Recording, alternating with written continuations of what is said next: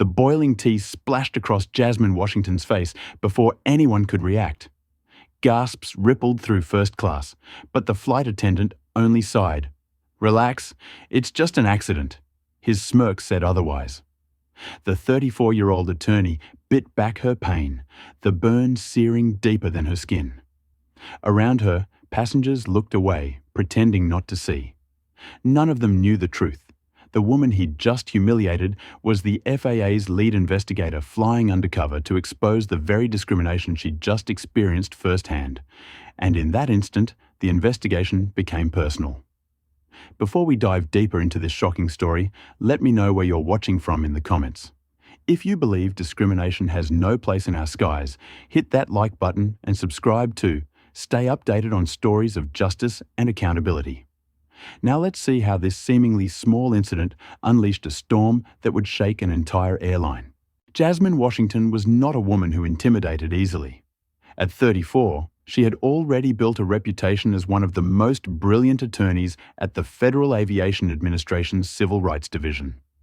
A Harvard law graduate who had turned down lucrative offers from corporate firms, she chose instead to dedicate her career to fighting discrimination in the aviation industry.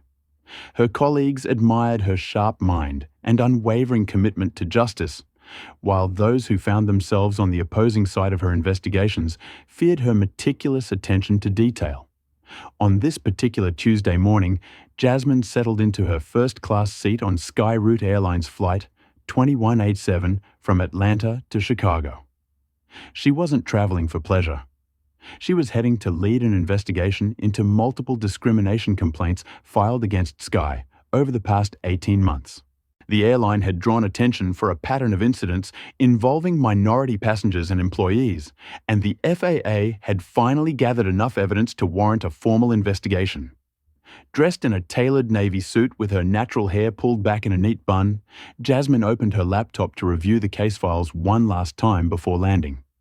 She'd purposely booked first class to observe the service quality, knowing that many of the complaints centered around desperate treatment between white and non-white passengers in premium cabins. The first hint of trouble came during the pre-flight service.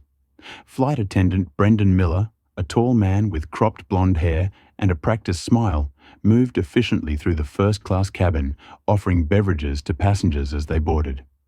Jasmine noticed how he engaged warmly with the white passengers, asking about their day and making personalized recommendations.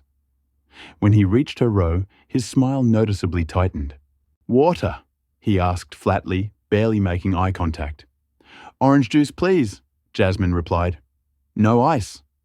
Brendan nodded curtly and moved on without responding. 10 minutes later, he returned with drinks for everyone except Jasmine. When she politely reminded him about her juice, he muttered a vague apology about forgetting and returned with it. After serving 3 more passengers, Jasmine made a mental note of the interaction, but maintained her composure. As an investigator, she knew the value of observation without intervention. She discreetly noted the time and details in her phone, adding it to the evidence she would compile. The flight took off smoothly, and the first hour passed without incident. Jasmine observed how the older white businessman across the aisle received attentive service, with Brendan checking on his comfort multiple times. The young white couple in front of her were offered extra snacks with a friendly wink. The Asian American man 2 rows ahead received perfunctory but correct service. During the meal service, Brendan continued his pattern of subtle differential treatment. When it was Jasmine's turn, he placed her meal tray down with noticeably less care than he had shown to other passengers, nearly sloshing her water. "Chicken or pasta?" he asked, his tone suggesting he was already tired of her presence. "Chicken, please." Jasmine responded professionally, maintaining her dignity despite the growing discomfort of the situation. The real incident occurred 90 minutes into the flight. Jasmine had been working on her laptop when Brendan came through the cabin with a fresh round of beverages. He leaned across Jasmine to serve the white male passenger in the window seat next to her. As he stretched over with a cup of hot tea, his elbows suddenly jerked, sending the scalding liquid directly onto Jasmine's face, neck, and laptop. The pain was immediate and intense. Jasmine couldn't suppress her cry of shock and agony as the hot liquid burned her skin. Her laptop sparked and shut down, likely ruined by the spill. Brendan's reaction was what transformed the incident from an accident to something more disturbing. Instead of immediate concern or profuse apologies, his expression registered brief satisfaction before shifting to practiced indifference. "Just an accident," he muttered casually, tossing a single cocktail napkin onto her lap. He didn't offer medical assistance additional napkins or even acknowledge the severity of the burn. "I'll get you another napkin when I'm done with this service." The passengers around Jasmine reacted with varying degrees of concern and indifference. The white man next to her shifted uncomfortably, but said nothing. An elderly white woman across the aisle clicked her tongue in sympathy, but quickly returned to her magazine. A middle-aged black man, 3 rows ahead, who had witnessed the incident, stood up with a handful of napkins and offered them to Jasmine with a knowing look of solidarity. As Jasmine dabbed at her burning skin, she felt a complex mix of emotions rising within her. The physical pain was bad enough, but the humiliation and obvious discriminatory treatment cut deeper. Years of training as a professional investigator battled with her very human reaction to being treated as less than worthy of basic dignity and respect. In that moment, Jasmine made a crucial decision. She would not identify herself as an FAA attorney.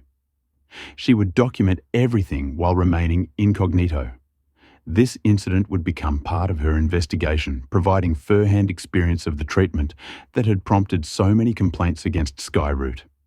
Taking a deep breath through the pain, Jasmine discreetly began recording audio on her phone and photographing her injuries. The burns were already forming angry red marks across her cheek and neck. Her blouse was stained, her case notes were soaked, and her laptop possibly destroyed. But Jasmine Washington had just gained something potentially more valuable to her investigation: irrefutable personal evidence of the discriminatory culture at Skyroute Airlines. As the flight continued toward Chicago, Brendan avoided her section, entirely sending a junior flight attendant to check if Jasmine needed anything else. The message was clear. Her discomfort was an inconvenience rather than a concern. Jasmine sat silently planning her next moves while documenting every detail of the incident and its aftermath. By the time the plane began its descent into O'Hare International Airport, she had transformed from merely leading an investigation to becoming its most compelling witness. The fluorescent lights of the airport bathroom cast a harsh glow on Jasmine's burned skin as she examined her reflection. Angry red patches covered her right cheek and neck, and blisters were already forming along her jawline. She gently dabbed at her face with a cool, damp paper towel, wincing at the contact. Her silk blouse was ruined, stained with tea, and spotted with small burn holes where the hottest drops had fallen. Thankfully, she always travelled with a change of clothes. Jasmine quickly changed into a fresh white blouse, applied burn cream from her travel first aid kit, and did her best to look composed, despite the pain. She had a team waiting for her, and this incident had just made their investigation far more urgent and personal. As she carefully applied concealer to the worst of the burns, Jasmine's mind flashed back to previous cases she'd handled. The Muslim family removed from a flight because another passenger claimed to feel uncomfortable. The black executive repeatedly mistaken for a service worker despite his first-class ticket and business attire. The Latino pilot whose credentials were constantly questioned by both passengers and colleagues. Each case had strengthened her resolve to fight systemic discrimination in aviation, a field that still struggled with diversity and inclusion, despite its modern veneer. "This ends now," she whispered to her reflection, straightening her shoulders. The woman who stepped out of that bathroom was no longer just an attorney doing her job. She was a warrior with a mission. The conference room at the Chicago FAA field office was already set up when Jasmine arrived. Her team stood as she entered Tyler Reynolds, a meticulous white male attorney who specialized in regulatory compliance, and Zoe Parker, a brilliant Asian American data analyst who could find patterns in the most complex data sets. Their expression shifted from professional welcome to shock as they noticed her injuries. "My God, Jasmine, what happened to your face?" Tyler asked, pulling out a chair for her. Zoe rushed forward with concern. "Do you need medical attention? Those look like serious burns." Jasmine set her briefcase down deliberately. "What happened to me is exactly why we're here," she explained, recounting the incident in precise, measured terms, despite her still simmering anger. She detailed Brendan Miller's pattern of behavior, the accident that seemed anything but accidental, and his dismissive response afterward. "You need to file a personal complaint," Tyler insisted, already pulling up the forms on his tablet. "This is assault regardless of the discrimination angle." "And you should see a doctor," Zoe added. "Those burns could scar without proper treatment." Jasmine shook her head. "I'm not separating my experience from our investigation. This isn't about me personally. It's about a pattern. I've just experienced exactly what we've been hearing in complaints for months." She pulled out her phone and played the audio recording of the aftermath, including Brendan's dismissive comments and lack of appropriate assistance. "I want this included in our official evidence, and I want to expand our investigation scope." She continued moving toward the whiteboard. "Let's review what we already know about Skyroute." Zoe pulled up her tablet and projected a data visualization onto the conference room screen. In the past 2 years, Skyroute has received 37% more complaints from minority passengers compared to the industry average. The complaints cluster around 3 main areas: denied boarding service disparities in premium cabins and security random checks that don't seem random at all, Tyler added. And internally, their workforce statistics show troubling patterns. Despite an applicant pool that's 43% non-white, their flight attendant hiring is only 18% minorities. Promotion to senior cabin positions shows even worse disparities. Jasmine nodded, the pain in her face a constant reminder of what they were fighting against. And let's not forget they've settled a discrimination class action 3 years ago, promising substantive changes that clearly haven't materialized. The team spent the next hour reviewing documentation building connections between individual complaints to reveal the systemic issues beneath. As they worked, Jasmine brought up another crucial factor. We need to understand who we're up against. Skyroute CEO Richard Blackwell has a reputation for aggressive legal tactics and political connections, she said, pulling up his corporate biography. The screen showed a stern-faced white man in his 60s with steel-grey hair and cold eyes. His company has fought every regulatory action tooth and nail, and he's got senators in his pocket thanks to generous campaign contributions. He also sits on the board of the Airline Industry Association, giving him significant influence over industry standards. Tyler frowned. "I've faced their legal team before on safety violations. They buried us in paperwork and procedural objections until the case dragged on so long it lost momentum. Then we need to be smarter and more thorough," Jasmine declared.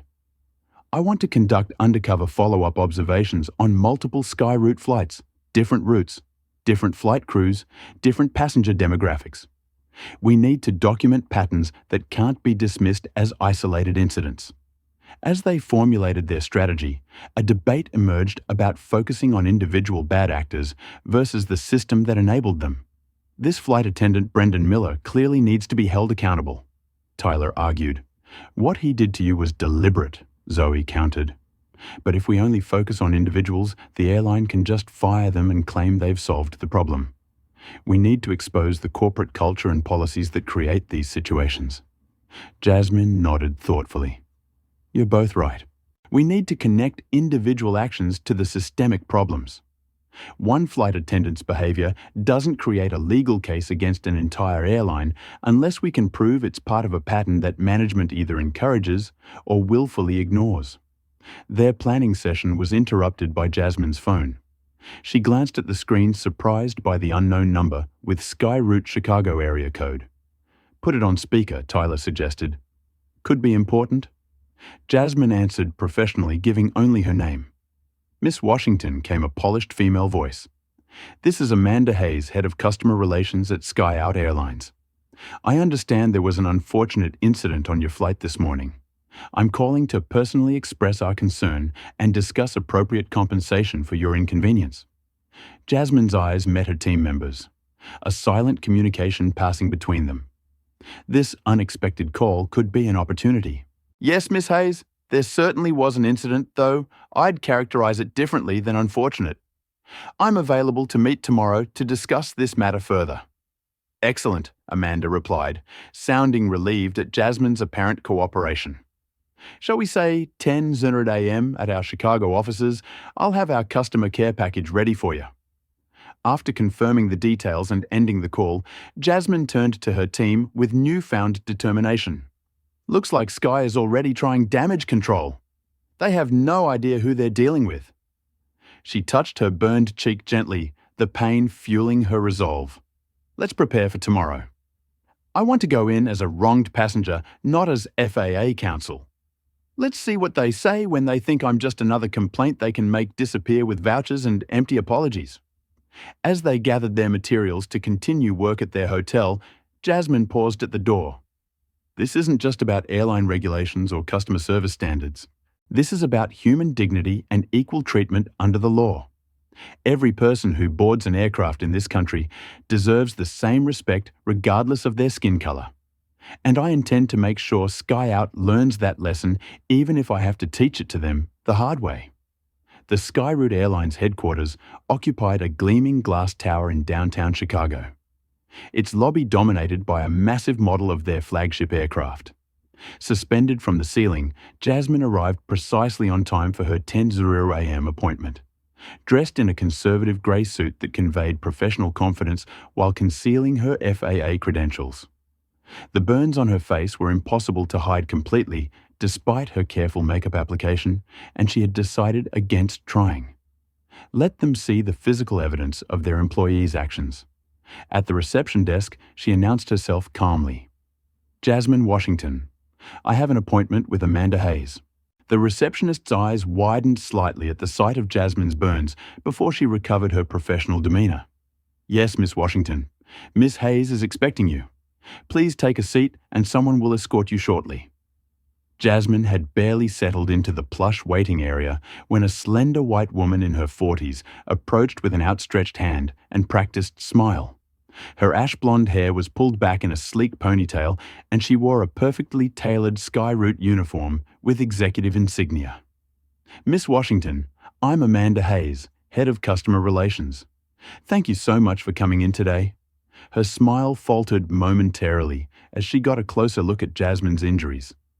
Oh my, those burns look quite painful as a medical professional examined them.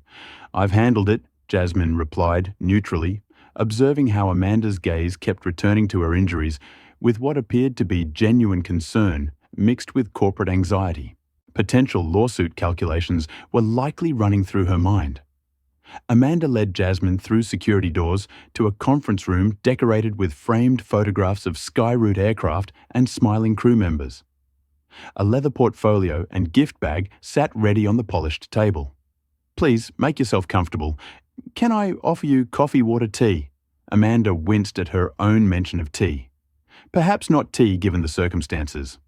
Water is fine, Jasmine said, taking a seat that allowed her to observe both the door and the window overlooking the executive offices.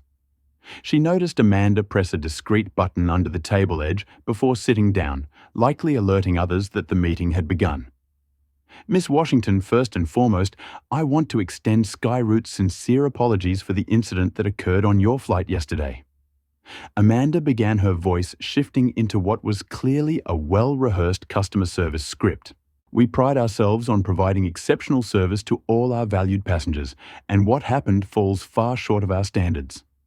Jasmine remained silent, allowing Amanda to continue her corporate apology, which was long on general expressions of regret, but short on specifics or accountability.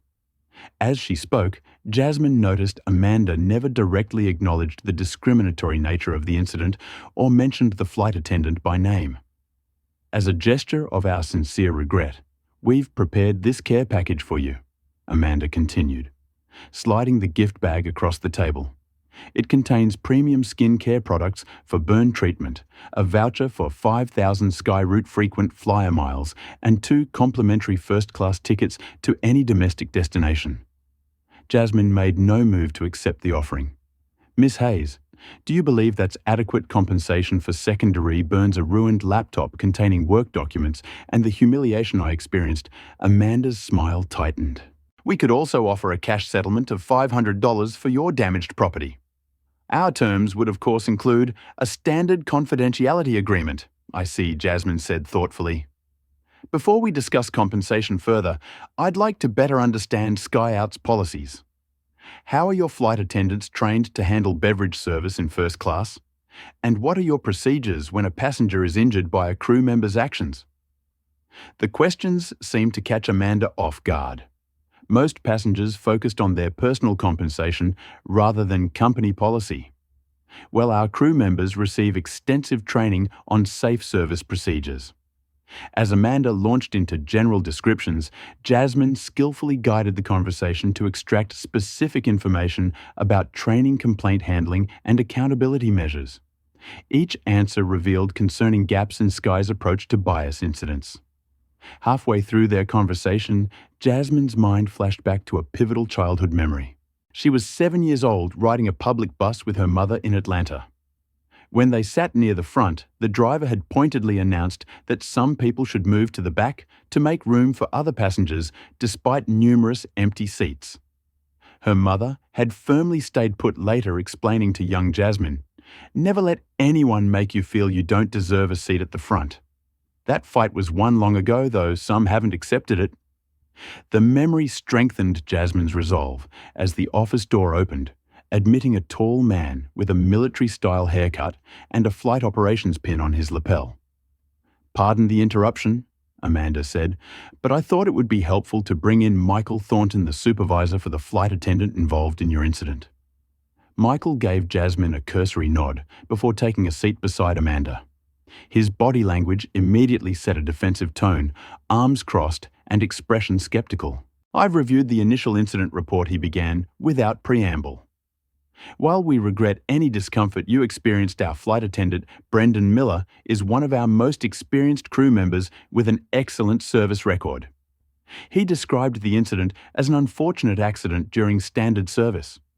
"An accident," Jasmine repeated. "And did this accident report mention how he failed to provide proper medical assistance afterward, or how he tossed a single napkin at me and said he'd get back to me when he was done with service?" Michael's expression hardened. Passengers sometimes misinterpret actions during the stress of an incident. Our crew are trained to maintain order and continue necessary service functions even when minor disruptions occur. Minor disruptions. Jasmine echoed, her voice remaining calm despite her rising indignation. "Would you consider these burns minor?" She gestured to her face.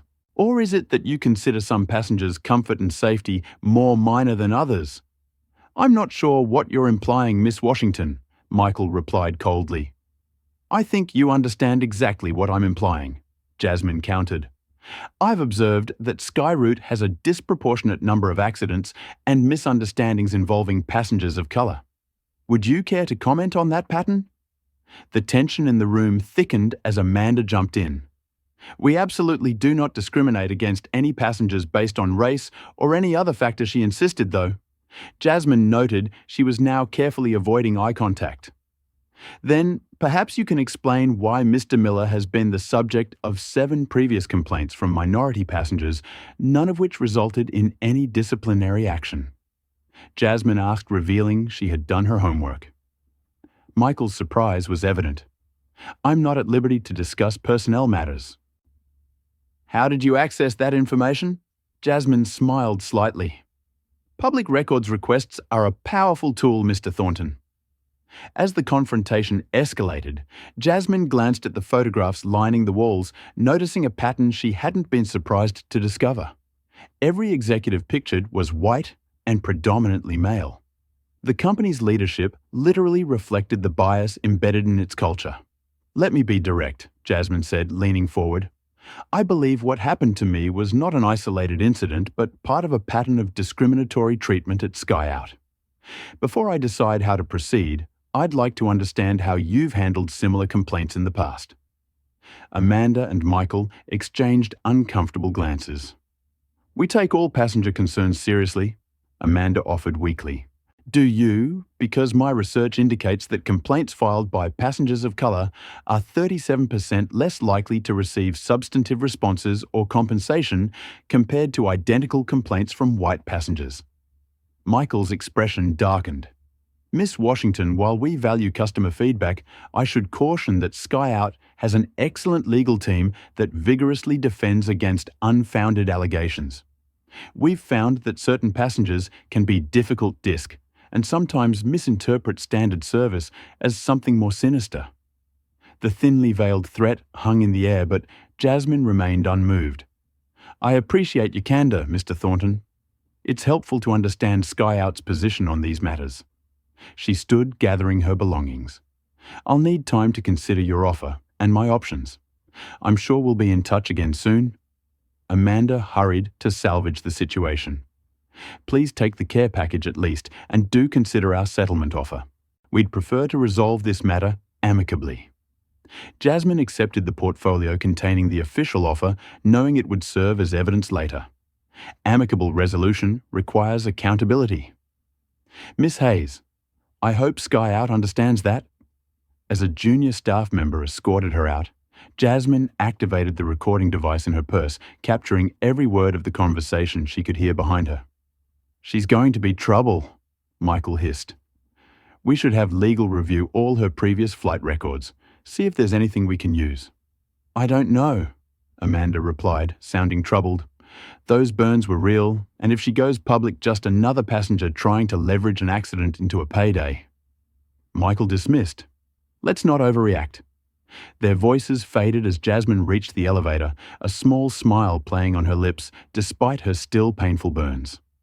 The meeting had yielded exactly the evidence she'd hoped for: defensive posturing, dismissal of legitimate concerns, and thinly veiled intimidation, all recorded and ready to add to her case file. What neither Amanda nor Michael knew was that Jasmine had left the building with far more than they realized.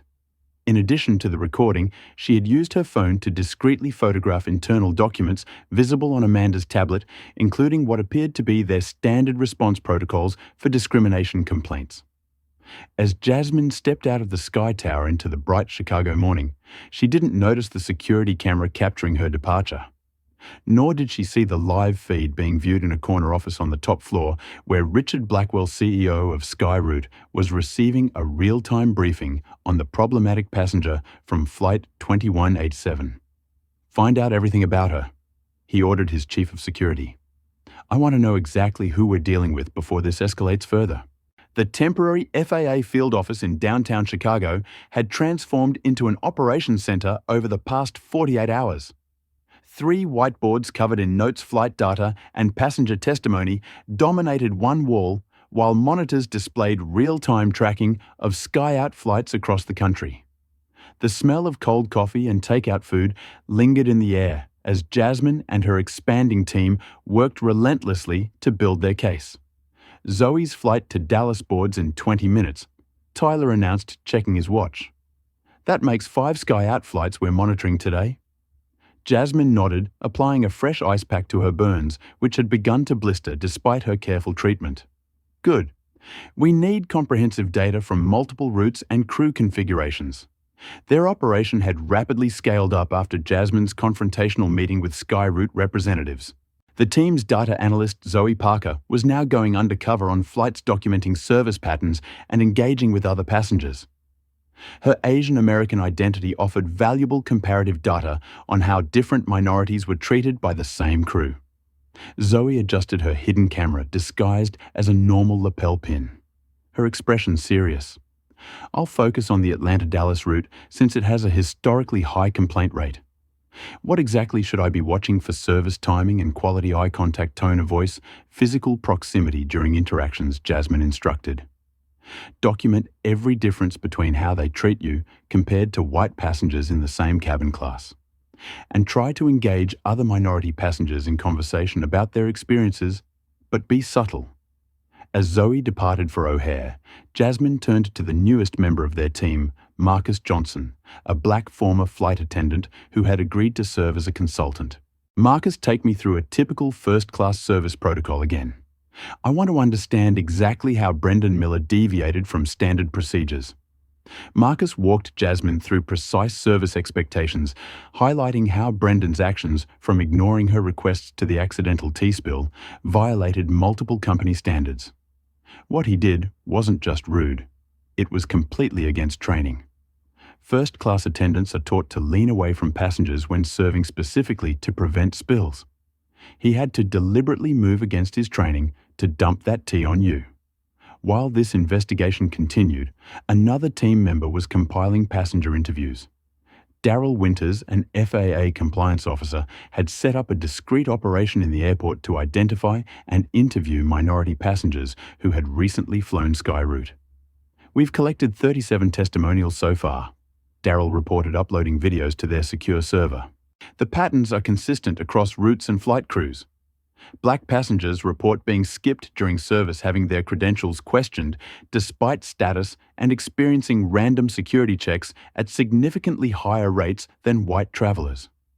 Jasmine absorbed this information, connecting it to the broader investigation. What about employee experiences? Any progress there? Tyler looked up from his computer. Breakthrough on that front. 3 former Skyroute employees agreed to speak with us after signing the confidentiality agreements. 2 flight attendants and 1 gate agent, all people of color, who left the company within the last year. He pulled up the interview transcripts. Their accounts are damning. Jessica Chen, former senior flight attendant, reports being repeatedly passed over for international routes despite seniority. Marcus Reynolds, former gate agent, was disciplined for upgrading a black executive to first class, while white colleagues received commendation for the same actions with white passengers. And Tasha Williams, flight attendant for 8 years, describes a culture of casual racism in crew briefings and break rooms. Jasmine studied the interview notes carefully. This helps establish the systemic nature of the discrimination. It's not just passenger-facing issues. It's deeply embedded in their corporate culture. The team worked through the night, fueled by determination and the growing evidence of widespread discrimination. Around 2:00 a.m., exhausted but unwilling to stop, Jasmine uncovered a critical piece of evidence. "Look at this," she called to Tyler, who was reviewing legal precedents at a nearby desk. "I found an internal memo in the documents we received through our records request. It's partially redacted, but look at this language." The memo sent from SkyOut's Revenue Management Department to frontline staff contained troubling guidance when allocating complimentary upgrades or managing overbook situations. Priority should be given to passengers who align with our premium brand image and core demographic profile. This ensures our highest value customer segments receive consistent service aligned with their expectations. They're using coded language, Tyler realized, but it's clearly instructing staff to prioritize white passengers. Exactly, Jasmine confirmed. And look at this training document. It encourages flight attendants to use discretion when responding to special requests or service recovery situations. There's even a scoring system that gives more weight to complaints from high V-value passenger profiles. As dawn broke over Chicago, Zoe returned from her overnight flight observation with new evidence. "You won't believe what I recorded," she said, downloading files from her hidden camera. "I sat next to an elderly black woman in first class who was completely ignored during meal service. When she pressed the call button, the same flight attendant who had been cheerfully serving white passengers told her to be patient in a tone that would have gotten me fired at any respectable company." The evidence continued to mount throughout the morning. Tyler discovered that Brendan Miller, the flight attendant who had burned Jasmine, had a concerning service history. 7 complaints from minority passengers in the last year alone, all dismissed as misunderstandings or passenger misperceptions, but 0 complaints from white passengers despite serving hundreds. More troubling was what Marcus uncovered about Brendan's connections. He's not just any flight attendant. His uncle is James Miller, Skyroute's Vice President of Operations. Family connections appear to run deep in their hiring practices. Jasmine worked through intense discomfort as her burns continued to throb. Despite recommendations to seek additional medical treatment, she refused to step away from the investigation. "This is bigger than me," she insisted when Tyler expressed concern about her health. "Every hour we delay gives them more time to cover their tracks." Her dedication was tested further when William Foster, the FAA director and Jasmine's boss, called with a warning. "I'm hearing rumblings from upstairs," he said, his voice lowered. "Skyroute has friends and transportation committees, and they're asking questions about our investigation." Proceed carefully, Jasmine. Document everything meticulously. They'll try to discredit this as a personal vendetta. Understood, sir, Jasmine replied, her resolve only strengthening, but the evidence speaks for itself. This isn't about me anymore. No sooner had she ended the call than her email pinged with an anonymous message. Be careful what you're digging into. Skyroute protects its own, and they play dirty. Accidents happen every day, even to government attorneys. Rather than intimidating her, the threat validated that she was on the right track. Someone at Skyout was worried enough to resort to intimidation. As evening approached, Tyler made another critical discovery. Jasmine, I've been digging through social media groups for Skyroute employees. You need to see this. He pulled up a private Facebook group where Skyout flight attendants and ground staff shared stories and photos. In a section visible only to confirmed employees, Brendan Miller and several colleagues had exchanged messages that made Jasmine's blood run cold. Check out today's diversity hire in 2C. Brendan had written 6 months earlier with a surreptitiously taken photo of a black female passenger in business attire. $10 says she's using someone else's points for the upgrade. The replies were equally disturbing, with colleagues making derogatory comments and sharing similar photos of minority passengers, often questioning their right to be in premium cabins. This isn't just bias, Jasmine said quietly. This is deliberate, coordinated harassment of passengers based on race, and it's happening with the company's knowledge, using company time and equipment. The final bombshell came just before midnight when Jasmine received a call from a block number. Miss Washington, this is Amanda Hayes from Skyroute. I don't have much time. I've been terminated effective immediately, and I'm being escorted out of the building, but you need to know they're destroying evidence. As soon as they discovered who you really are, Richard Blackwell ordered a purge of all discrimination complaints from the past 3 years. There's a recording of him instructing managers on how to handle these situations, how to make them disappear. I've sent what I could save to your official FAA email. Be careful. The line went dead before Jasmine could respond. Within minutes, her secure FAA email received a large encrypted file from an anonymous account. The sender had included just one line of text: do the right thing. Some of us at Skyroute want change too. Have you ever faced discrimination while traveling Type 1 in the comments if you've experienced or witnessed unfair treatment on a flight? Hit like if you believe accountability matters in every industry, and subscribe to stay updated on stories of justice being served. The question now is, how would Skyroute respond when they realized their cover-up had been exposed? Would they attack Jasmine personally, or would they try to silence other witnesses? And what would happen to whistleblowers like Amanda Hayes? Let's find out in the next part of this shocking true story. The morning headlines hit like a thunderclap. FAA investigator claims discrimination after minor beverage incident. Somehow Skyout had not only discovered Jasmine's identity, but had launched a preemptive media campaign to control the narrative. Jasmine stared at her tablet in disbelief as news alerts continued to flood her inbox, each more distorted than the last. They're framing this as a vendetta, Tyler said grimly, scrolling through coverage on his phone. Look at this quote from an unnamed Skyroute executive. We're concerned that a routine service incident is being weaponized by an overzealous regulator with a personal agenda. Jasmine's phone rang. William Foster, the FAA director, calling for the 3rd time that morning. She took a deep breath and answered. Washington, I need you in my office immediately, he said, without preamble, his voice tight with controlled anger. The Secretary of Transportation just got off the phone with Senator Davidson, who happens to be Sky's biggest defender on the Hill. This is becoming a political nightmare. 90 minutes later, Jasmine sat in Foster's glass-walled office overlooking the Chicago skyline. Despite the spectacular view, the atmosphere was tense enough to crack glass. Foster paced behind his desk while 2 unfamiliar executives in expensive suits watched Jasmine with barely disguised hostility.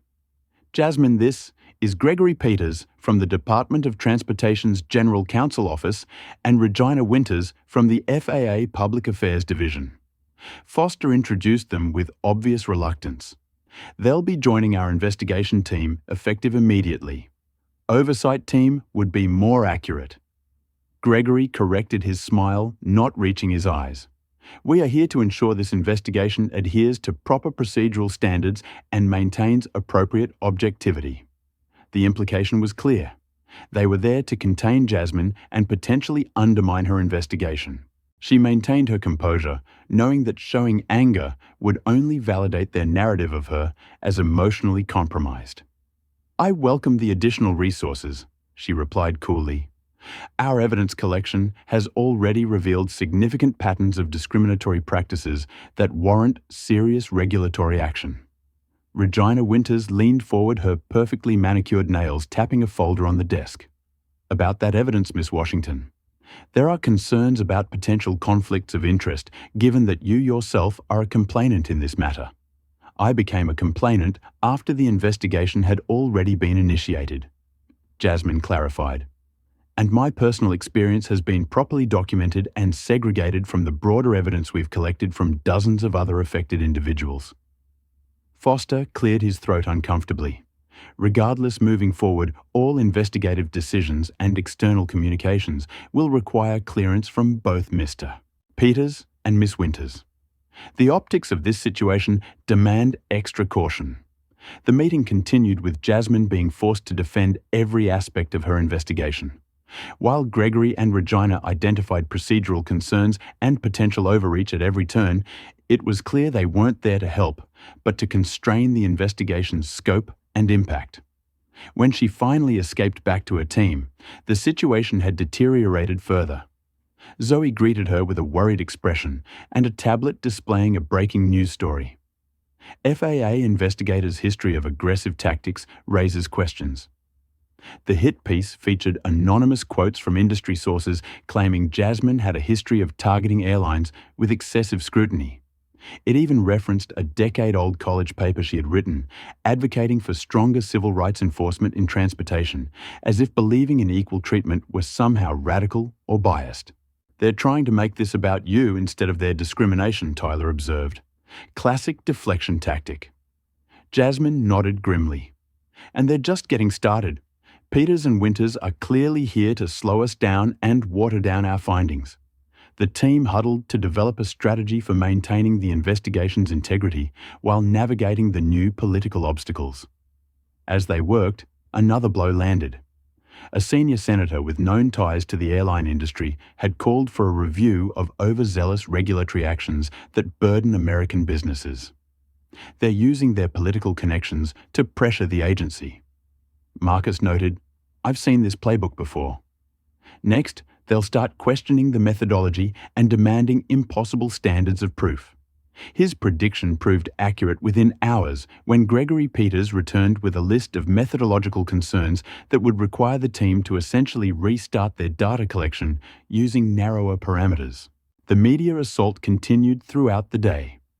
By evening, Jasmine found herself the subject of intense social media criticism, with industry-aligned accounts questioning her qualifications and motives. A coordinated harassment campaign flooded her professional profiles with negative comments, many containing thinly veiled racial undertones.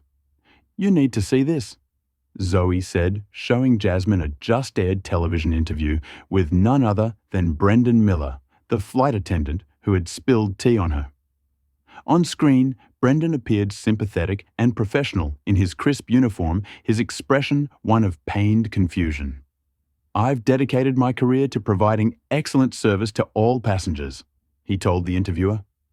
"This unfortunate accident has been twisted into something unrecognizable. I immediately apologized and offered assistance, but Miss Washington seemed determined to escalate the situation. The blatant lies made Jasmine's blood boil, but she maintained her professional demeanor. "Save the clip," she instructed. "His statement contradicts the audio evidence we collected and the witness testimonies." The coordinated counterattack against their investigation continued to escalate. When Jasmine returned to her hotel that evening, exhausted and frustrated, she found her door slightly ajar. Her heart racing, she called hotel security before entering. The room had been thoroughly searched, though nothing appeared to be missing. More disturbingly, Someone had spray-painted a racial slur on her bathroom mirror, a clear attempt at intimidation. As hotel security and local police documented the break-in, Jasmine's phone rang. It was her grandmother, Dorothy Washington, who had been one of the first black flight attendants hired by a major airline in the 1960 seconds. I saw the news. Baby Dorothy said, her voice steady despite her clear concern. "Are you all right?" "I'm fine, Grandma," Jasmine assured her, though she felt far from fine. "Just facing some pushback." "Listen to me," Dorothy said firmly. "When I started flying in 63, passengers would refuse to let me serve them. Pilots would accidentally close the cockpit door on my hand. I found my uniform shredded more times than I can count. They're trying to scare you away because they know you can win." Her grandmother's words centered Jasmine, reminding her of why this fight mattered beyond the immediate case. "How did you handle it?" she asked. "Documentation and determination," Dorothy replied. "I kept a diary of every incident, found allies where I could, and outlasted those who wanted me gone. And I kept the first incident report I ever filed. They claimed it was lost, but I had made copies. Always keep receipts, baby." After the call, Jasmine stared at her reflection in the vandalized mirror, her resolve hardening. Skyroute and its allies were powerful, but they had miscalculated if they thought intimidation would make her retreat. The next morning brought an unexpected development. As Jasmine arrived at the office, navigating a small group of reporters that had somehow learned her location, her phone buzzed with a message from an unknown number. "Garden area behind FAA building 10 minutes. Come alone. Information about Skyroute you need." Suspecting a trap, Jasmine asked Tyler to discreetly observe from a distance as she cautiously made her way to the meeting point. To her surprise, Amanda Hayes was waiting nervously, scanning the area, wearing large sunglasses despite the cloudy day. "I shouldn't be here," Amanda said in a hushed voice. "They're watching me, but I couldn't stay silent." She pressed a flash drive into Jasmine's hand. Internal communications passenger complaint records they tried to purge, and the training materials we don't show during regulatory inspections. There's a particularly damning email thread where executives discuss passenger demographic management strategies. They're euphemism for discouraging certain types of customers from booking premium services. "Why are you doing this?" Jasmine asked, genuinely curious about the woman's motivation for risking her career. Amanda removed her sunglasses, revealing a bruised eye. "I joined Skyroute because I believed in customer service. What they're doing isn't just wrong, it's illegal. And when I questioned the document destruction, my boss suggested I might have an accident if I didn't cooperate." She glanced nervously over her shoulder. "I have to go." "Be careful with that information. They'll know where it came from." Before Jasmine could thank her, Amanda hurried away. The flash drive felt heavy in Jasmine's pocket. Potentially, the evidence that could break the case wide open, but also proof that Skyroute was willing to go to disturbing lengths to cover their tracks. Back at their operations center, the team began carefully analyzing the new evidence, making secure copies before examining the contents. What they found exceeded even their worst expectations, a systematic, deliberate effort to discriminate against minority passengers while maintaining plausible deniability. "Look at this policy document," Zoe said, pointing to her screen. They actually created a scoring system for upgrades that includes passenger alignment with premium brand image as a factor worth 25 points. It's practically coded language for white passengers preferred. Tyler examined another document with growing alarm, and here's evidence they retaliated against employees who raised concerns. Performance reviews suddenly turning negative schedule changes to less desirable routes, eventual constructive dismissal. As they processed the explosive new evidence, Gregory Peters burst into the room. Regina Winters close behind him. "We've received word that you may have obtained Skyro documents through improper channels." He announced, his tone accusatory. "Any such materials must be surrendered immediately for review of their admissibility." Jasmine met his gaze steadily. "All evidence in our possession has been obtained through proper legal channels, including whistleblower protections. If you'd like to challenge that, I suggest you take it up with the Inspector General's office. In the meantime, We have an investigation to complete. The standoff lasted several tense moments before Gregory backed down temporarily at least, but his parting words made the threat clear. The department is watching this investigation very closely, Miss Washington. Your career is riding on handling this appropriately. As Gregory and Regina departed, Jasmine turned to her team. They're scared. That means we're on the right track. Let's keep pushing. Despite the mounting pressure and threats, Jasmine and her team worked relentlessly through the night, knowing that the evidence they were assembling could change not just Skyroute's practices, but potentially set new standards for the car entire industry. The personal cost was high. Jasmine had barely slept in days. Her burns were healing slowly, and the constant stress was taking its toll on everyone involved. But as dawn broke over Chicago, bringing news that Amanda Hayes had been hospitalized after a suspicious car accident, their determination only strengthened. This had evolved from an investigation into something much more significant, a battle for basic human dignity and equal treatment that transcended airline regulations or corporate policies. They think they can intimidate us into backing down, Jasmine told her weary team as they prepared for another challenging day. But they've forgotten something important. Justice doesn't scare easily.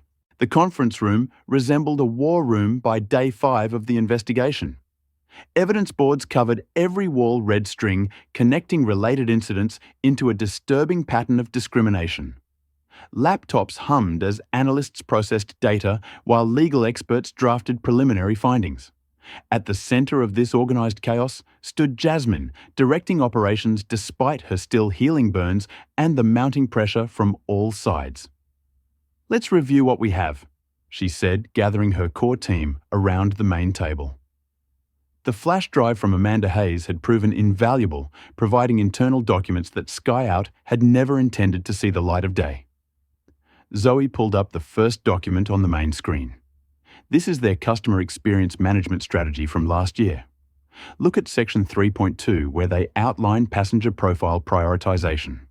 They've created an actual scoring system for determining which passengers receive preferential treatment.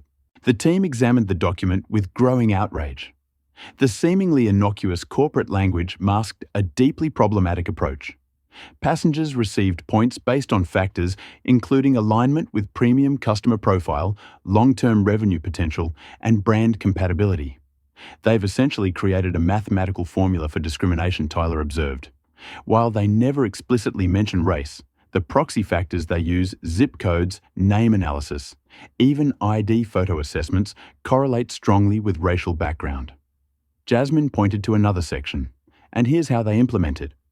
Flight attendants are instructed to prioritize service for passengers with higher customer value scores, which are calculated using this algorithm and displayed on their service tablets. The implications were staggering. Skyroute had digitized and systematized discrimination, creating plausible deniability while ensuring minority passengers consistently received inferior service. What about hiring and promotion practices? As Jasmine asked. Turning to Marcus, he pulled up a different set of documents. It's the same pattern. Their team culture fit assessments for hiring flight attendants include evaluations of speech patterns, appearance standards that disproportionately penalize natural black hairstyles, and even judgment of relatability to core customer base. Statistical evidence backed up these findings. Though Skyroute operated in markets with substantial minority populations, their flight crews, particularly in premium cabins and international routes, were overwhelmingly white. Promotion rates for minority employees lag significantly behind their white counterparts, even when controlling for experience and performance metrics. And here's where it gets really damning, Tyler added, their complaint handling procedures. He displayed a flowchart showing how passenger complaints were processed. Complaints from passengers with premium profiles received priority handling and generous compensation, while others were subjected to verification procedures and minimal responses. The team worked methodically, connecting individual incidents to the broader system. What had happened to Jasmine wasn't an isolated event, but the inevitable outcome of a corporate culture that had normalized discrimination. As they assembled their evidence, Tyler raised a crucial question. How do we handle Gregory Peters? He's clearly been placed on our team to obstruct progress. Jasmine considered this carefully. We follow protocol to the letter, but we don't slow down. Gregory can review our findings, but we maintain control of the investigation. If he attempts to interfere directly, we document it and include it in our report to the Inspector General. The confrontation came sooner than expected. That afternoon, Gregory entered their workspace with two Skyroot attorneys announcing they were there to review investigative methods for procedural compliance. Jasmine stood her ground. "You're welcome to observe, but this is an active federal investigation. Any attempt to interfere could constitute obstruction." After a tense standoff, Gregory and the attorneys retreated to a corner, watching but not directly interrupting the team's work. Their presence was clearly meant to intimidate, but Jasmine refused to be deterred. A breakthrough came that evening when Tyler, who had been working with IT specialists to infiltrate flight attendant social media groups, discovered a private chat platform used by Skyroot crew members, including Brendan Miller. "You need to see this," he said, his voice tight with anger, as he showed Jasmine his screen. The messages were shocking crew members sharing photos of minority passengers taken without consent, mocking their appearance, questioning how they could afford premium tickets, and even coordinating to provide intentionally poor. Brendan was one of the most active participants, often initiating these exchanges and encouraging others to join in. "This is beyond individual bias," Jasmine said quietly. "This is a culture of coordinated harassment." More disturbing was evidence that supervisors, including Michael Thornton, were aware of these groups and occasionally participated. The discrimination wasn't just tolerated, it was tacitly encouraged by management. As they documented this evidence, the team received an anonymous tip suggesting they should examine recordings of executive-level meetings. Following this lead, they discovered that SkyOut, like many corporations, recorded board meetings for record-keeping purposes. Through a combination of legal requests and whistleblower assistance, they obtained recordings of a critical meeting where CEO Richard Blackwell had instructed his management team on handling discrimination complaints. "We need to be smarter about this." Blackwell could be heard saying, "These complaints are costly distractions." Train your teams to recognize when a situation might generate complaints and handle it preemptively. Document extensively to support our version of events. Remember, it's their word against ours, and we control the records. The recording provided the length they needed to demonstrate that the discrimination wasn't just the result of individual actions, but was systematically enabled and protected at the highest levels of the company. As they integrated this explosive new evidence, Gregory Peters made another attempt to redirect the investigation. The department believes we should focus narrowly on the specific incident involving Miss Washington rather than these broader allegations, which would require a separate investigation with different parameters. Jasmine faced him squarely. "Mr. Peters, with all due respect, artificial narrowing of an investigation when evidence of systemic violations emerges would itself constitute regulatory malpractice. If you'd like to put that recommendation in writing for the Inspector General to review, feel free." The standoff between them grew increasingly tense until Jasmine received an unexpected call from William Foster, the FAA Director. "Washington, the Secretary of Transportation, just received a call from Senator Davidson Foster," said his voice grave. "Sky Rootout is claiming we're conducting a witch hunt based on a personal grievance. The political pressure is building, sir." "With respect, the evidence we've uncovered goes far beyond any personal incident," Jasmine replied firmly. "We have documentation of systematic discrimination affecting thousands of passengers and employees. Backing down now would be a dereliction of duty." There was a long pause before Foster responded, "Send me what you have, all of it. I need to be prepared when I meet with the Secretary tomorrow." That night, as Jasmine carefully compiled their evidence for Foster, she received another unexpected call. The number was blocked, but the voice was familiar. "Miss Washington, it's Amanda Hayes. I'm calling from my sister's phone." Her voice was weak but determined. "I heard they've been trying to contain your investigation. There's something else you should know." Amanda revealed that SkyOut maintained a separate set of records for sensitive incidents stored on a secure server accessible only to senior management. These records documented the actual resolution of discrimination complaints, including payoffs to prevent litigation and blacklisting of passengers who pursued complaints. The access credentials are in the documents I already gave you, but they're hidden. Amanda explained. Check the metadata on the customer service manual. The login information is embedded there. This final piece of evidence could be the smoking gun that made their case irrefutable. With Amanda's guidance, they located the hidden credentials and gained access to the restricted server. What they found was damning beyond their expectations. Hundreds of documented incidents of discrimination, detailed strategies for discouraging minority passengers from filing formal complaints, and even a cost-benefit analysis of settling occasional lawsuits versus changing company practices. Most disturbingly, they found Jasmine's own name in a file created just days earlier, with a detailed plan to discredit her investigation through political pressure media manipulation, and, if necessary, personal attacks on her character and professional history. They knew exactly what they were doing, Zoe said as they reviewed the documents. This isn't negligence or unconscious bias. This is deliberate, calculated discrimination as a business strategy. With this final evidence secured, the team worked through the night preparing their comprehensive report. They organized the evidence into clear categories: passenger discrimination, employee discrimination, systematic policy implementation, executive knowledge and direction, and attempted cover-up. By dawn, they had assembled an airtight case that not only documented SkyOut's discriminatory practices, but connected them directly to corporate policies and executive decisions. The evidence was overwhelming and irrefutable. As Jasmine reviewed the final report, a sense of grim satisfaction settled over her. Despite the personal attacks, political interference, and corporate intimidation, they had built a case that couldn't be dismissed or explained away. What had begun with a cup of tea spilled on her face had uncovered a system of discrimination affecting thousands of passengers and employees. She closed the report file and addressed her exhausted but determined team. Whatever happens next, we've done our job. We've documented the truth and built a case that can't be ignored. Now, we need to ensure it's heard. The team knew that the most difficult part still lay ahead. Sky and its political allies would fight furiously to suppress their findings. The public hearing scheduled for the following week would be their opportunity to bring the evidence into the open where it couldn't be buried or minimized.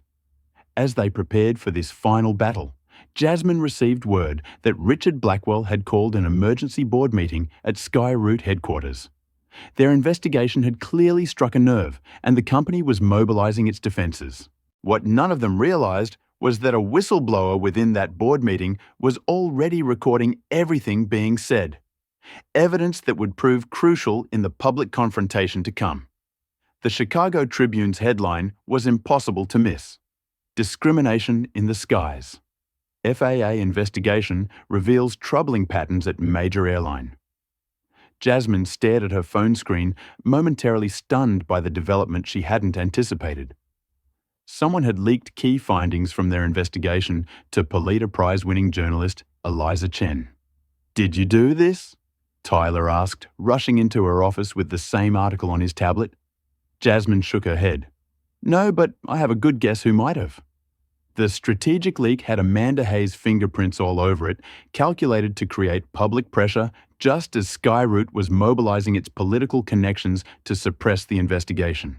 The article was meticulously researched and devastatingly precise, outlining the systematic discrimination at Skyroute without revealing the confidential details of the ongoing investigation. Most importantly, it shifted the focus from Jasmine's personal experience to the broader pattern affecting thousands of passengers. Within hours, the story had been picked up by major networks and social media was ablaze with number boycott SkyOut hashtags. Current and former passengers began sharing their own experiences of discrimination on the airline, creating a groundswell of public outrage that couldn't be easily dismissed. William Foster called his tone a mix of concern and grudging admiration. "Washington, please tell me you didn't leak this to the press." "I did not," Sir Jasmine replied truthfully. "But the information is accurate." Foster sighed.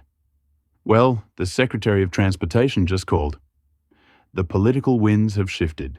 With this much public attention, we can't appear to be sweeping anything under the rug. You have full authorization to proceed with the investigation without interference from Peters or anyone else. This public exposure created a cascade effect. Sky's stock price plummeted 11% by market close as investors worried about potential lawsuits and regulatory penalties. Corporate clients sensitive to public perception began quietly rebooking their executives on competitor airlines. SkyOut CEO Richard Blackwell was forced to hold an emergency press conference, which quickly turned disastrous. Visibly angry and defensive, he dismissed the allegations as unfounded claims based on isolated incidents. When pressed by reporters about specific policies mentioned in the Tribune article, he snapped, "I'm not going to dignify unsourced leaks with a response." His performance only intensified public scrutiny. By evening, cable news panels were dissecting his body language and tone, with commentators noting how his defensiveness suggested guilt rather than innocence. Meanwhile, flight attendant Brendan Miller made the critical error of agreeing to a live interview with a major network. Clearly coached to appear sympathetic, he began by expressing regret for the misunderstanding with Jasmine. But when the interviewer pressed him about his participation in discriminatory crew chat groups, he grew visibly flustered. "Those were just jokes between colleagues," he stammered. "Everyone in the industry has those conversations. It doesn't affect how we treat passengers." When the interviewer showed him screenshots of his own messages mocking minority passengers, carefully blurring faces, but leaving his comments visible, Brendan's facade cracked completely. "Look, some passengers are more difficult than others," he blurted out. "That's just reality. Sometimes certain demographics have different expectations that aren't aligned with our premium service model." The interview went viral immediately, with viewers shocked by his thinly veiled prejudice. By midnight, SkyOut had issued a statement reassigning Brendan pending an internal review, a transparent attempt at damage control that came too late. The public pressure forced the FAA leadership to fully back the investigation. Gregory Peters was quietly removed from the team, replaced by a senior investigator with a strong civil rights background. The Congressional Oversight Committee announced a special hearing to examine discrimination in the aviation industry, with Jasmine invited as the primary witness. As public attention intensified, a remarkable phenomenon occurred. Former Skyroute employees began coming forward with their own testimonies. Flight attendants, gate agents, and even pilots shared experiences of witnessing discrimination or being pressured to implement biased policies. Many had previously kept silent, fearing career repercussions in the tight-knit aviation industry, but the public momentum emboldened them to speak out. These new witnesses provided additional corroboration for the patterns Jasmine's team had identified, strengthening their case beyond what they'd initially documented. Each new testimony reinforced the systemic nature of the discrimination. The social media campaign Boycott Sky gained celebrity endorsements, with prominent figures sharing their own experiences or expressing solidarity. Competing airlines, sensing a business opportunity, began explicitly promoting their commitment to equal treatment and diverse hiring practices. SkyOut's board of directors held an emergency meeting as the crisis deepened. Inside sources reported heated arguments about Blackwell's leadership and the company's response strategy. Several major shareholders demanded immediate action to address the allegations substantively rather than continuing to deny them. Jasmine monitored these developments while preparing for the congressional hearing, working with legal experts to organize the evidence into a compelling and accessible presentation. Despite the growing public support, she remained vigilantly professional, knowing that one misstep could still undermine their case. William Foster called her into his office the day before the hearing. "You've done exceptional work under extraordinary pressure," he acknowledged, "but I need to warn you tomorrow won't be easy. Skyroute has friends on that committee who will try to discredit you personally. They'll question your motives, your methods, even your competence. Are you prepared for that?" Jasmine nodded resolutely. "I've been questioned and underestimated my entire career, sir. The evidence speaks for itself regardless of their attacks on me." Foster handed her a folder. "These are talking points from our public affairs team. They suggest emphasizing the technical violations rather than using language about discrimination or racism. It might be less provocative. Jasmine glanced at the document and handed it back. With respect, sir, we shouldn't sanitize what happened to make it more palatable. This wasn't just a technical violation of regulations. It was systematic discrimination that harmed real people. That's what I'll testify to. Foster looked uncomfortable, but didn't argue further. Just be prepared. This has become bigger than one airline or one investigation. There are powerful interests who don't want this precedent established. As Jasmine left his office, her phone rang with an urgent call from Tyler. "We have a problem," he said, his voice tense. Amanda Hayes was just admitted to the hospital. Her car brakes apparently failed on Lakeshore Drive. She's stable, but seriously injured. The timing was too suspicious to be coincidental. Just as they were preparing to present their evidence publicly, a key whistleblower had nearly been killed. The message was clear. Skyroute or its allies were willing to go to disturbing lengths to protect themselves. Jasmine immediately arranged for hospital security and notified law enforcement about the potential connection to their investigation. Then she called Amanda's hospital room. "They're scared," Amanda said weakly. "You must be getting close to something big." "We'll make sure you're protected," Jasmine promised. "And your evidence won't be wasted." That evening, as Jasmine reviewed her testimony one final time, she received an encrypted message from an anonymous source within Skyroute's board. Blackwell ordered destruction of server records after emergency board meeting. It making forensic copies first. "We'll send when secure." Not everyone at SR supports what's happening. The corporate facade was cracking from within. For every executive willing to participate in discrimination and cover-ups, there were employees with consciences who couldn't remain silent. Jasmine sent a final update to her team before trying to get some sleep before the hearing. "Whatever happens tomorrow, remember that we've already won the most important battle. We've exposed the truth, and it's already changing the industry.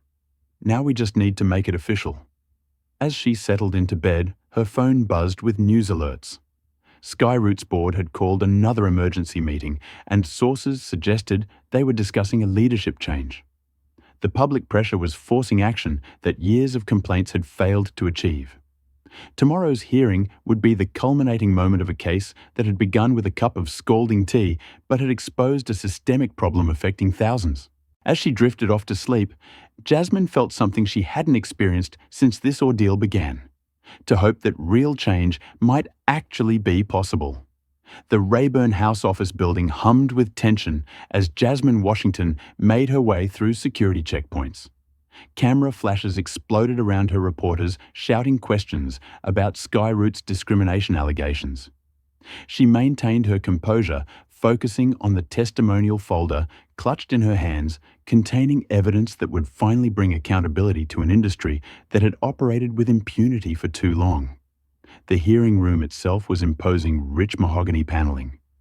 The congressional seal prominently displayed television cameras positioned strategically to capture every reaction.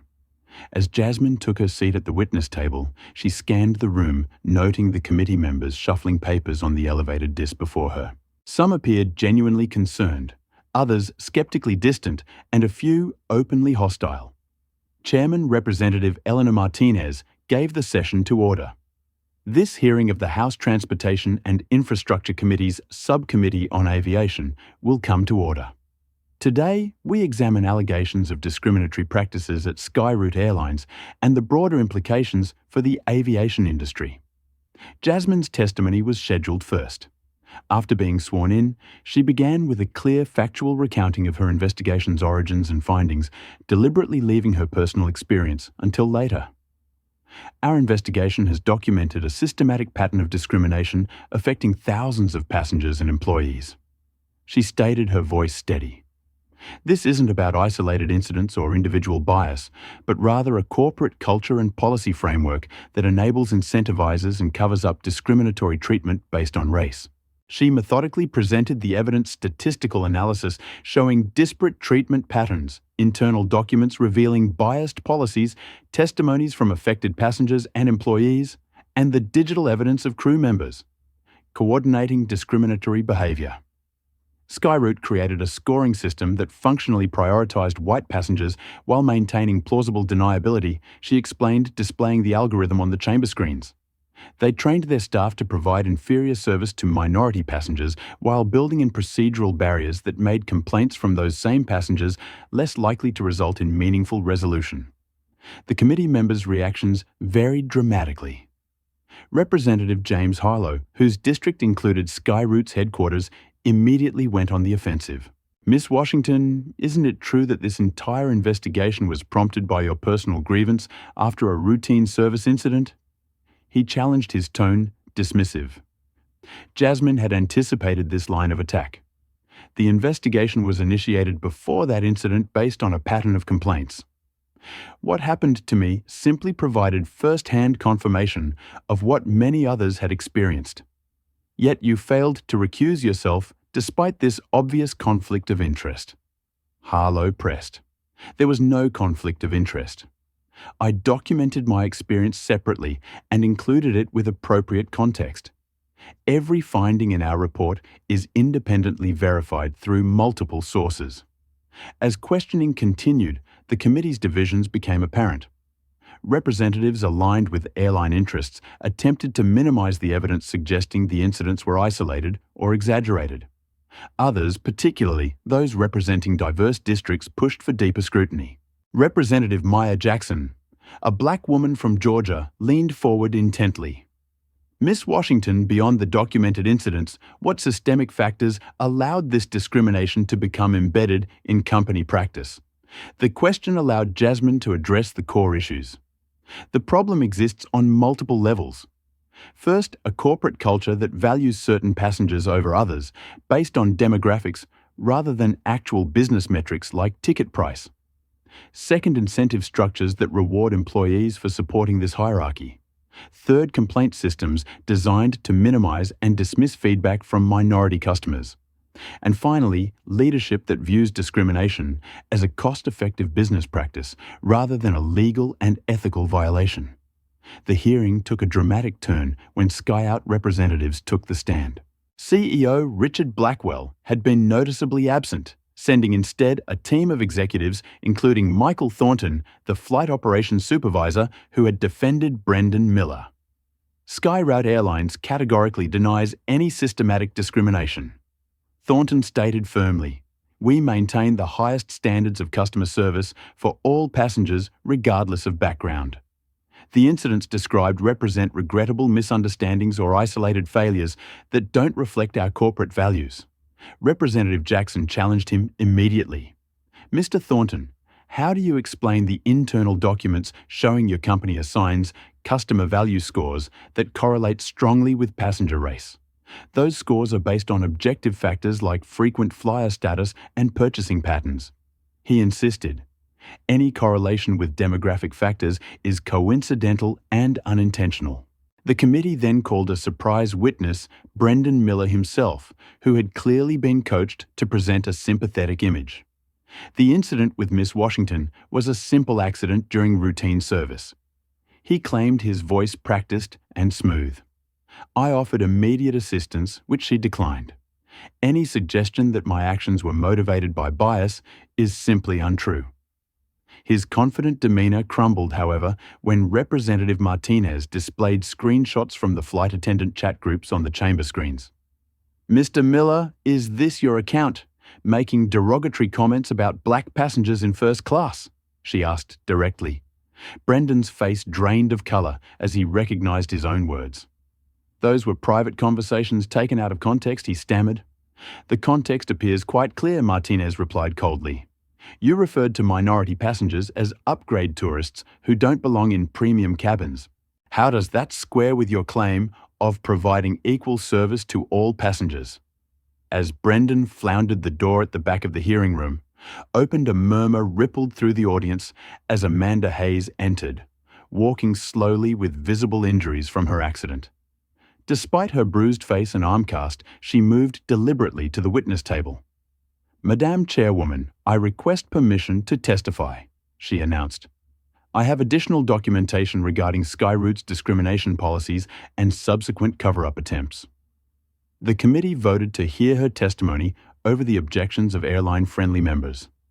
Amanda's appearance changed the hearing's entire dynamic. As SkyOut's former head of customer relations, she provided devastating insider confirmation of everything Jasmine had presented, along with new documents showing how the company had systematically buried discrimination complaints.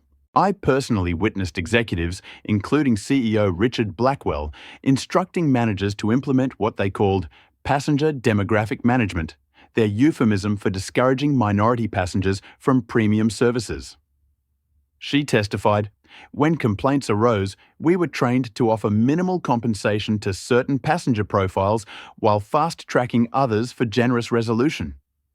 The most damning moment came when Amanda revealed internal emails discussing the cost efficiency of occasional settlements versus changing discriminatory practices. Management explicitly calculated that discriminatory policies were more profitable than equal treatment, even accounting for occasional lawsuits. She explained they viewed civil rights violations as a business expense rather than a legal or moral failure. Michael Thornton attempted to discredit her testimony by suggesting she was a disgruntled former employee seeking revenge. This strategy backfired spectacularly when Amanda calmly described her recent car accident and the threats she had received after questioning document destruction orders. If Sky treats whistleblowers this way, imagine how they treat passengers they've already decided are less valuable, she concluded quietly. The hearing reached its climax when Representative Martinez displayed the recording from Skyroute's executive meeting, which had been anonymously submitted to the committee. Richard Blackwell's voice filled the chamber. "If these people can't afford first class without our upgrades, they shouldn't be there anyway. Our premium customers don't want to sit next to them, and our job is to create an experience our core demographic appreciates. Just be smarter about how we manage it to avoid these discrimination complaints." A stunned silence fell over the room. Michael Thornton's face drained of color as he realized the extent of the evidence against his company. When questioned about the recording, he could only stammer, "I wasn't present at that meeting," an answer that further damaged SkyOut's already crumbling defense. Jasmine's final testimony focused on connecting the personal impact of discrimination to the broader regulatory implications. This isn't just about comfort or convenience, she emphasized. Federal law guarantees equal access to public transportation, regardless of race. When airlines systematically undermine that right, they violate not just regulations, but the fundamental principles of fairness our country aspires to uphold. She concluded by addressing the committee directly.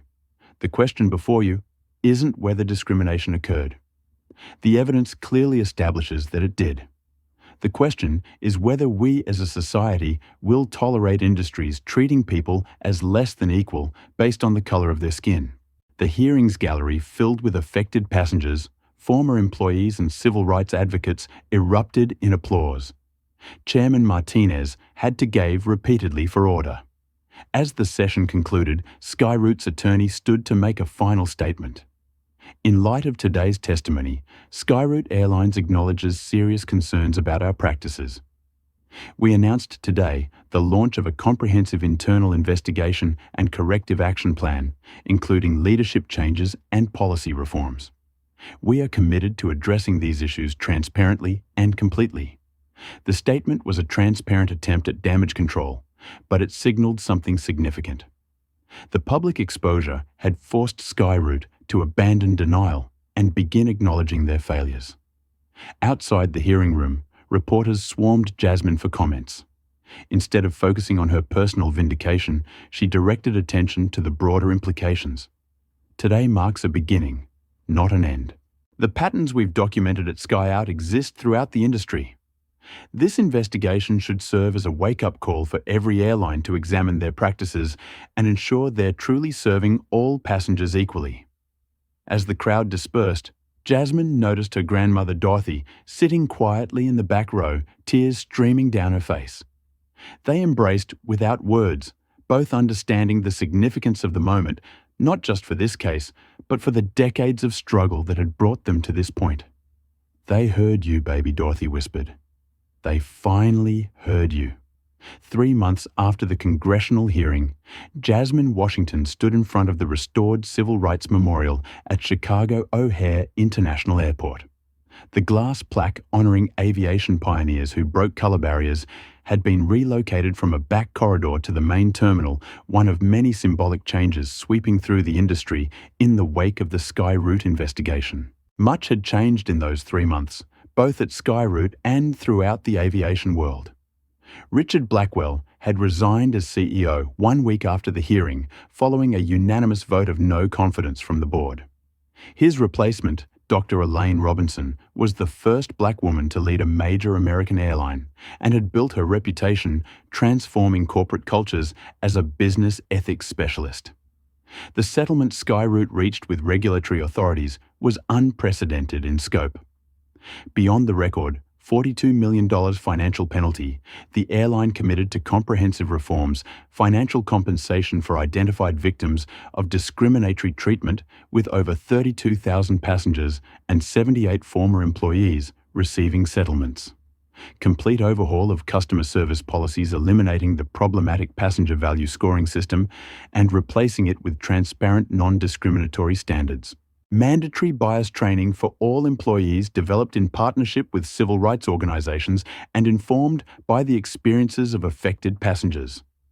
Diversity initiatives for hiring and promotion with specific targets and transparent reporting on progress. Most importantly, the settlement established an independent monitoring system with ongoing oversight from a diverse panel of aviation and civil rights experts who had conducted regular audits and published their findings. The incident that had begun with tea spilled on Jasmine's face had catalyzed a transformation that extended far beyond one airline.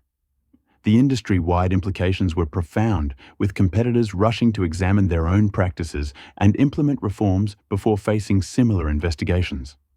Brendan Miller had been fired for his role in the discrimination, but Jasmine had been disturbed to learn he'd quickly found a similar position at another airline. This highlighted the need for industry-wide standards and information sharing about employees with histories of discriminatory behavior, an issue she was now addressing in her new role. Following the successful investigation, Jasmine had been promoted to head the FAA's newly established Aviation Civil Rights Enforcement Division, with expanded resources and authority to investigate similar complaints across all airlines. What had once been handled as isolated customer service issues was now recognized as a potential civil rights matter requiring proper oversight. Today, she was meeting with Amanda Hayes, who had recovered from her injuries and found a new purpose as a consultant, helping airlines reform their practices. They had developed an unlikely friendship bonded by their shared commitment to transforming an industry. "I never thought I'd be back here," Amanda admitted as they walked through the terminal. "After everything that happened, I assumed my aviation career was over." "Sometimes our paths take unexpected turns," Jasmine replied. "Your testimony was crucial. Without it, Skyroute might have continued denying everything." "I still feel guilty for how long I was part of the problem," Amanda said quietly. "All those complaints I processed according to their discriminatory protocols. You chose to be part of the solution when it mattered most." Jasmine reminded her that's what counts.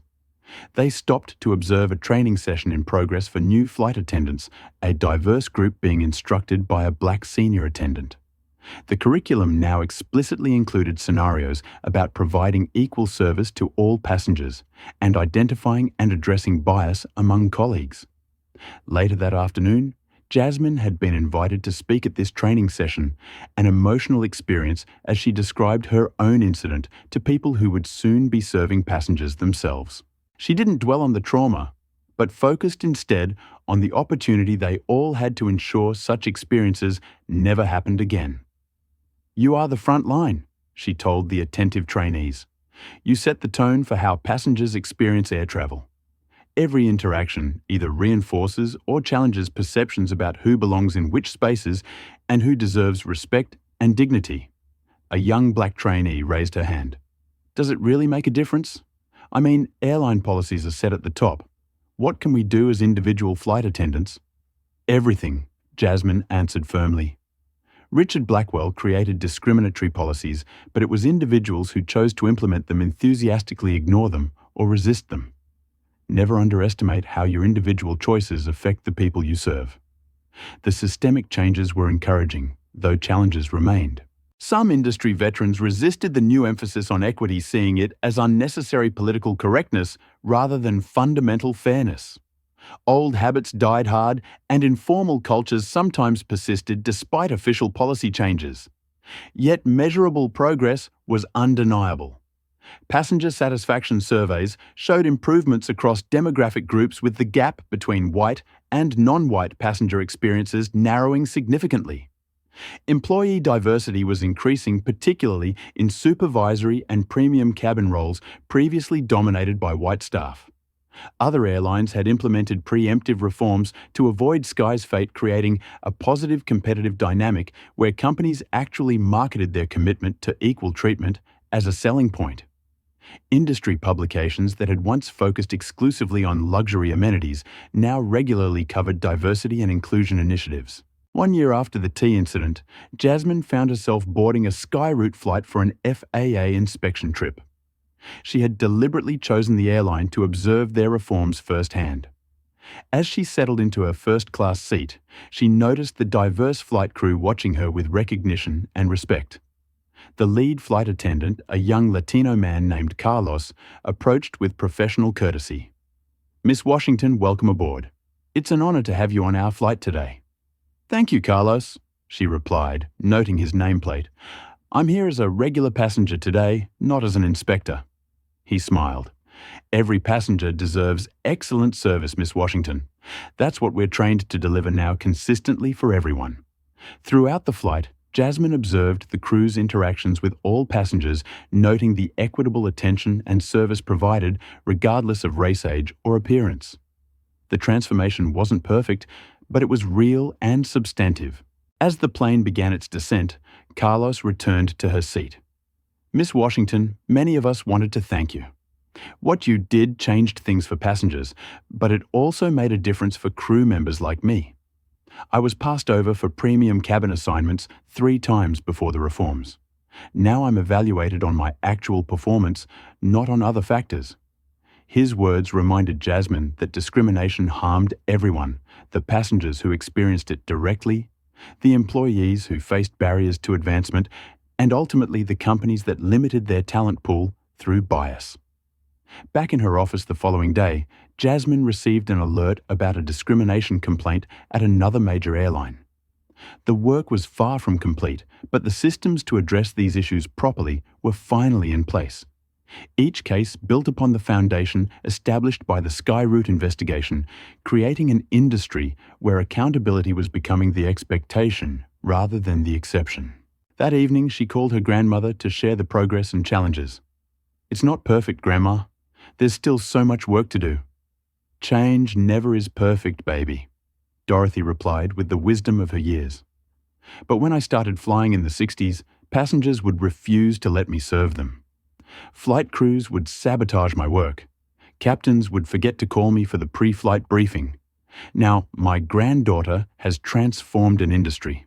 That's not just progress, that's a revolution." As Jasmine ended the call, she reflected on how a moment of humiliation and pain had become the catalyst for systemic change. 1 cup of tea deliberately spilled had exposed patterns of discrimination affecting thousands. The burns on her face had healed without significant scarring, but their impact would be permanent, not just on her life, but on an entire industry now being held to a higher standard. Justice hadn't come easily or completely. Some perpetrators like Brendan Miller had faced minimal consequences. Some victims had never received proper acknowledgement of their experiences. The fight against systemic discrimination would always require vigilance and courage. But something fundamental had shifted. Airlines now understood that discriminatory practices carried significant costs: financial penalties, leadership changes, reputational damage, and increased scrutiny.